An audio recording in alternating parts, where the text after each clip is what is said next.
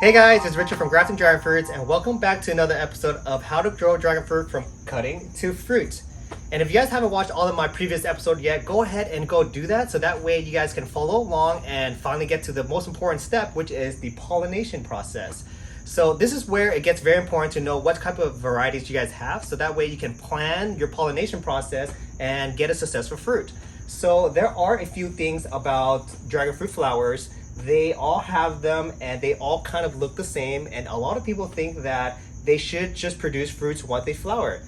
That is not the case. So if you guys get closer, I'm going to show you guys the anatomy of a dragon fruit flower. And if you guys don't have one of these light headlamps yet, go ahead and get one, because all of the flowers only bloom at night, and you guys literally have 24 hours to get to this flower and pollinate it before they close in the next morning. So about the daytime, they start to close up. So that's why I have this headlamp, because I go out during the night and pollinate all of these dragon fruit flowers, so that way I make sure I have fruit. And that's why it kind of sucks. Bees usually do the pollination for us, but because they bloom at night, there's no pollinators at night. So that's why we're gonna go ahead and help them by doing the pollination process. So I'm gonna explain to you guys the different types of flowers that dragon fruit have. There is a self-sterile flower and a self-fertile flower. And what self-sterile means is once a flower blooms like this, if their pollen is self-sterile to each other, even if you use the pollen, which is this is the pollen here. They are called anthers, and this is where all of the pollen is holding on. And this is the stigma. That's where you're going to be putting the pollen. If this flower was self-sterile, this pollen won't work on this stigma. So that's what self-sterile means, you guys. It means their own pollen won't work on its own self. And if you have a self-fertile variety, which this variety is, this is white sapphire.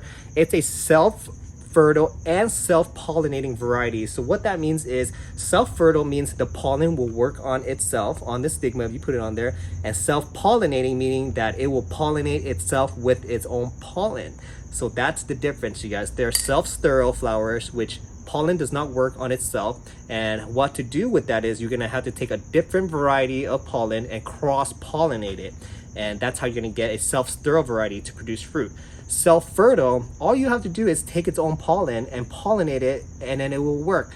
And if you have a self-fertile and self-pollinating variety, they will pollinate themselves with their own pollen, and you don't have to do anything. But it's always good to go out there, do some hand pollination, so that way you make sure you're going to get the fruit.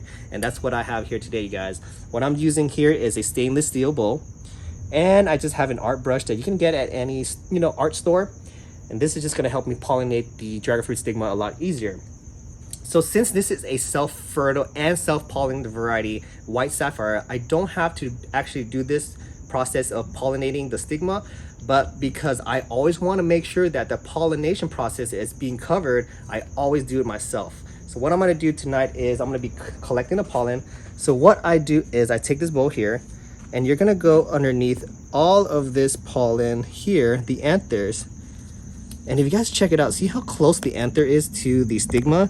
They are actually pollinating as I'm like shaking it around. But I'm going to go ahead and show you guys how I collect pollen, so that way we can use it on different types of flowers if we need to. So what I do here is take the back of my brush and I just hit all of these anthers here. You don't have to be too rough, just a gentle brush around all of these anthers, and you're just swerving all around. Will get the pollen to come out.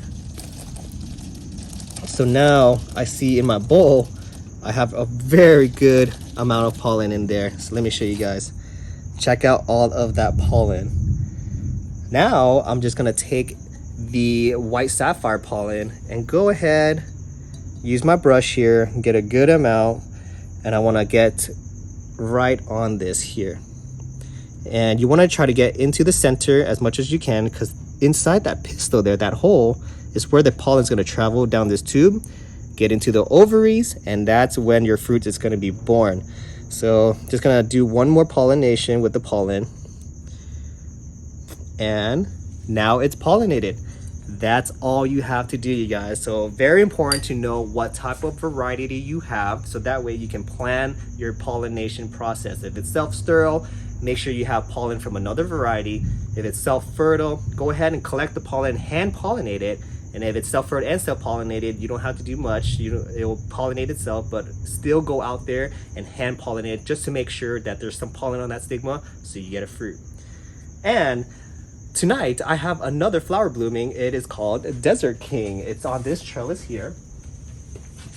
So this variety, I don't know if it's self-fertile or self-sterile. I'm gonna do a test on the other flower, but since this is the first flower that bloomed for me, I am gonna use the white sapphire pollen. So this is where I'm gonna be cross-pollinating. I'm taking white sapphire pollen from that variety, and now I'm cross-pollinating on it to the Desert King, and this is gonna help, if this was a self-sterile variety, produce a fruit. So I'm gonna go ahead and take the white sapphire pollen, just like that, and we're gonna put it right onto the stigma right here.